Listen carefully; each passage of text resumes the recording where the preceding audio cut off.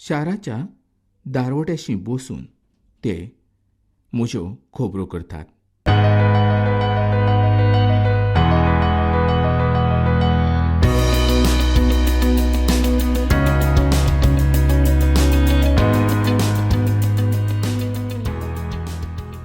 मोगाळ बाबांनो, आमी स्तोत्रांच्या पुस्तकाचें शिकप करतात आनी आतां आमकां 60 आनी 8वें स्तोत्राचें शिकप करूंक जाय. हें स्तोत्र खूब म्हत्वाचें जावन आसा. हातूंत आमकां जायत्यो गजाली पळोवंक मेळटा. फाटल्या कार्यावळींत आमी ह्या स्तोत्राचें शिकप केल्लेंच आसलें, पूण सगळेंच हें स्तोत्र आमी काबार करूंक नासलें. तर आतां आमी ह्या स्तोत्राची 19वी वळ वाचूया. दोनयाक आर्गां भेटुयात. तो दिसाच्या दिसा आमचो भार घेता. देव आमचो सोडवणदार जावन आसा. मोगा इश्टांनो, आमी आमच्या सोदांच्या जिवितांत चिंतना वरवीं थकोन वेतात आनी आमचे तकलेचेर म्हणजे माथ्याचेर व्हड वजें आसता. कारण आमी तें वजें म्हणजे तो भार आमच्या बोळान घेवन वचूंक पळयता. पूण स्तोत्र बरोवणारो म्हणटा की तो खूद आमचो भार दिसपट्टी घेवन वेता. हें जर आमी आमच्या मनांत दवरलें तर आमचो भार जाय तो उणो जायत वेतलो आनी आमकां देवाच्या कृपेचो अनुभव मेळत रावतलो. स्तोत्र 60 आनी 8 हातूंत 21 आनी 22 वळीन अशें बरयल्लें आसा: देव खऱ्यांनीच आमच्या दुस्मनाचें मस्तक मुष्टितलो. आपणाचें दुश्टपण घेवन चलता ताची तकली तो फोडटलो. दोनयान म्हटलें, बाशाना पासून हांव ताका परत हाडटलो.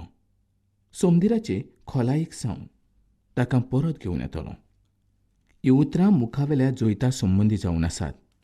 मोगाळ बाबळांनो, जें जैत आमकां मेवचें आसा त्या संबंदीचीं हीं उतरां जावन आसा. दोनया जेजू क्रिस्ता वरवीं आमकां जैत मेवतलें आनी हें जैत आमकां खूद दोनी जेजू क्रिस्त दिवचो आसा. बाबळांनो, खरेंच 60 आनी 8वें स्तोत्राची 27वी वळ ही खूब म्हत्वाची जावन आसा अशें आमच्यांनी म्हणूं येता. इस्रायलाच्या संसते संबंदी हीच वळ आमकां सांगता. ल्हान बेंजामीन म्हणजे बेंजामिनाचो वंश जावन आसा.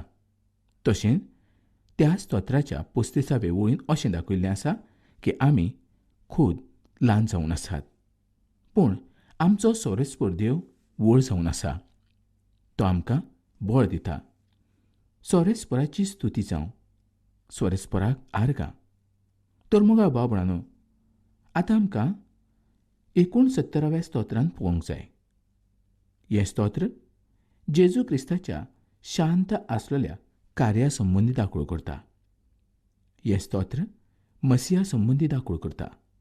हें स्तोत्र मॅथ्यू, मार्क, लूक, जॉन धर्मदुतांचो इतिहास आनी रोमकारांक बरयल्ली चीट हातूंत उपेगांत हाडलेलें आसा. तर आतां आमी पळोवया ह्या स्तोत्रांत आमकां कितें दिसता. पयले सुवातेर आमी वाचूया 69व्या स्तोत्राची पयली वळ. हे देवा, म्हजी सुटका कर, कारण उदकां म्हजे विशीं येवन तेंकलेलीं आसा. खरेंच मोगाळ बाबळांनो, देवाची काकूट आयज आमकां जाय. देवान आमची सुटका केल्ली आमकां जाय. मोगा इश्टांनो, दोनया जेजू क्रिस्तान खुर्साचेर बरेंच दूख आनी त्रास सोंसले. ताच्या जिवितांत ताणें जायतें सोंसलें. जें कितें दोनया जेजून सोंसलें तें आनीक कोणेनूच सोंसूंक ना आनी कोणाकूच सोंसचें पडचें ना. इतलें ताजें दूख चड आनी चड जावन आसलें. आयज जायत्या जाणांक खबर ना. आमकां थारण दिवच्या पसत ताणें कितलें दूख सोंसलें. पातकांतल्यान आमकां भायर काडच्या पसत ताणें बरेंच सोंसलें. आमच्या ओठांनी तें सांगूंक जावचें ना, इतलें व्हड ताजें दूख जावन आसलें. आमचीं पातकां ताणें त्या खुर्साचेर व्हेलीं. आपणाचें जिवीत बरोय ताणें दूख आनी त्रास सोंसले. मोगा इश्टांनो, तो पूर्ण देव जरी आसलो तरी तो पूर्ण मनीसूय जावन आसलो आनी मनशापणान तो आमच्या मदें येवन रावलो आनी सगळे तरेचे दूख आनी त्रास ताणें भोगले. देवाचो पूत जरी तो आसलो तरी ताणें आपणाकूच खालती केलो. ताचे संबंदी पावलो म्हणटा, फिलिपकारांची 2:6-8 वळींनी, तो देवाच्या सैमाचो, तरी ताणें देवाची गोद आशेन सांबाळूंक ना, पूण गुलामांचो आकार घेवन आनी मनशा सारको जावन ताणें आपणाकूच खालती केलो. मनशा भाशेन जेवन मोरो पर्यंत आनी उपरांत खुर्साचेर मोरो पर्यंत तो खालतो जावन त्याहून अदीक तो लीन जालो. मोगा इश्टानो, अशे तरेन तनी जेजू क्रिस्त आमच्या मदें आसतना सगळे तरेचे वायट सोशीत रावलो. ताणें आपणाच्या तोंडांतल्यान कसलींच उतरां भायर काडूंक ना. दुकान आसतना जशी ताजी स्थिती आसली ती स्तोत्र बरयणारो 69व्या स्तोत्रांत बरयता. आतां आमी 69व्या स्तोत्राची 2री ओळ वाचूया. हांव खोल चिखलान पडलेलो आसा, ते सुवातेर उबो रावंक आदार ना. हांव खोल उदकांत आयलोलो आसा आनी उदकाचो लोण म्हज्या वेल्यान वेता. मोगाळ बाबळांनो, दुनिया जेजू क्रिस्ताची दुखाची सुरवात गोरवाच्या गोट्यांतल्यान सुरू जाता.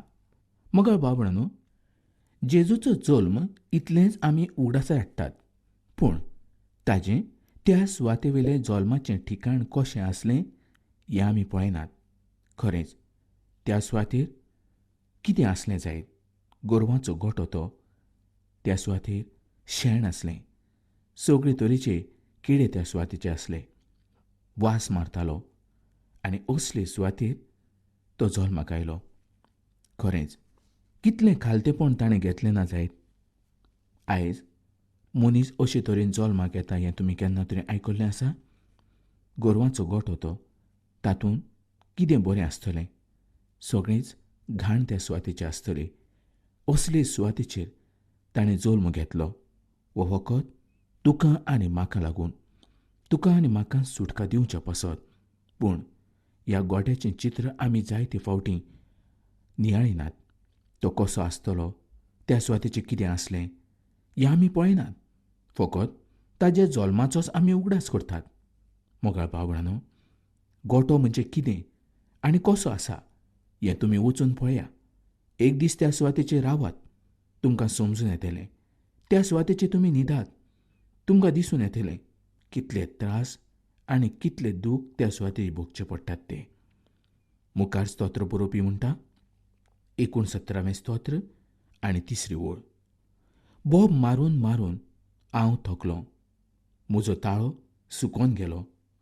हांव म्हज्या देवाची वाट पळोवन पळोवन म्हजे दोळे जड जाले. इश्टानो, 30 वर्सांच्या काळान जेजून बरेंच दूख आनी त्रास सोंसले. रडोन रडोन ताजे दोळे तांबडे जाले. 69वें स्तोत्र आनी 4थी ओळ आमकां सांगता, बेश्टेच म्हजे द्वेस करणारे म्हज्या केंसां परस चड जाल्ले आसात. गुन्यांवांत म्हजो जीव घेणारे म्हजे दुस्मान बळवंत जाल्ले आसात. दुनिया जेजू क्रिस्ताचो कांयच गुन्यांव नासलो, पूण ताजो द्वेस केलो. तर जेजू जुआंवाच्या शुभ वर्तमानाच्या 15व्या आविसुराच्या 25व्या ओळीन अशें म्हणटा, कारणां विरेंत ताणें म्हजो द्वेस केलो. हें उतर जें तांच्या शास्त्रांत बरयल्लें आसा तें घडोवन येवंक जाय त्या पासत ताणें तें काडलेलें आसलें. जेजूच्या दुस्मानांनी ताजो कारणाबगर द्वेस केलो. 69व्या स्तोत्रांत स्तोत्र बरोवपी कितें म्हणटा तें पळोवया. खरेंच 5वी ओळ आतां आमी वाचूया. ए देवा, तूं म्हजें पिशेपण जाणा आनी तुज्या मुखार म्हजीं पातकां लिपलोलीं नात. मोगा इश्टानो, हें उतर जेजू क्रिस्ताक कशें लागू पडटलें? पूण लक्षांत घेयात की तो ह्या पृथ्वीचेर मनशाच्या रुपान आयलो. तो पवित्र आनी पातकाविणे आसलो, पूण ताच्या निमाण्या वेळार तो आमच्या पासत पातो कसो जालो. आनी गेच्छमेच्या मोळ्यांत ताणें खोतखोत्यान मागणें केलें. आनी ताणें म्हटलें, बापा, हें पात्र म्हजे वेल्यान पयस कर. हें पात्र पातकाचें आसलें. तें पात्र तुमच्या आनी म्हज्या वायट कर्तुबाचें जावन आसलें. आनी हेंच आमचें पातक ताजेर घातलें. मोगाळ भावणांनो, आमी आमकां जाय तशें वागतात, कारण आमच्या मुळांतूच पातक आसा देखून. पूण दोनूय जेजून केदींच पातक करूंक ना आनी त्याच पासत हें पातक ताज्यान सोंसूंक जालें ना. आनी त्याच पासत तो अशे तरेन मागणी करता आसतना आमकां पळोवंक मेळटा. पूण तो आपणाची खुशी करूंक न्हय, तर देवाची खुशी जावची अशेंच मागणें करता.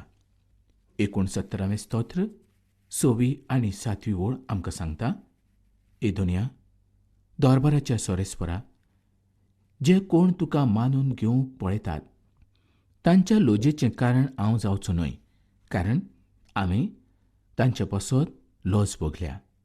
लोजीन म्हजें मुखामळ बरोवन गेल्लें आसा.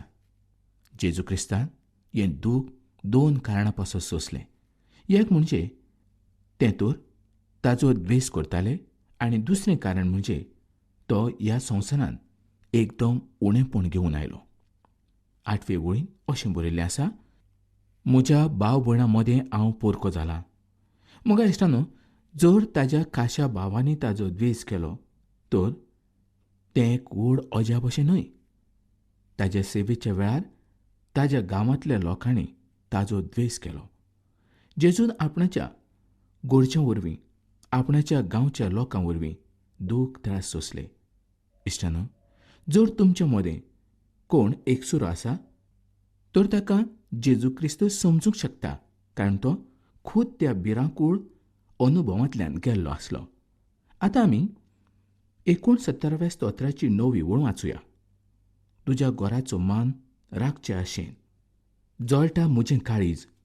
तुजी निंदा करतात तांची निंदा म्हजेर येता. दोनूय जेजून मंदिराच्या संबंदी ह्या उतरांचो उपेग केल्लो आसा. मंदिरान बाजार मांडलेलो आसलो. खरेंच देवाचें मंदीर ताणें बाजार केल्लें आसलें. हे लोक देवाच्या विरुद्ध आसले. दोनूय जेजूक ते मानूंक तयार नासले. असले लोक देवाच्या राज्या पासत कितें करूंक शकतात? जोआच्या शुभ वर्तमानाच्या 2ऱ्या आविसुराची 16वी ओळ तशेंच 17वी ओळ आतां आमी वाचूया. पारवे विकतेल्याक ताणें म्हटलें, हें सगळें ह्या सुवाते वयल्यान काडात आनी म्हज्या बापाचें घर तुमी वेपाराचें घर तुमी करूं नाकात. म्हज्या घराच्या मोगान हांव लासतां अशें बरयल्लें आसा म्हूण ताच्या सिसांक तेन्ना उगडास आयलो. मोगा इश्टानो, धर्माच्या नांवाचेर जो बाजार ताणें भरलेलो तो फकत दोनूय जेजू क्रिस्तानूच उलथून उडयलो. दोनूय जेजू क्रिस्तान तांकां जाय तो जबाब दिलो. जायते तरेचे दूख त्रास जोरी तो सोंसतालो, तरी जें कितें सोत आसलें तेंच तो करतालो.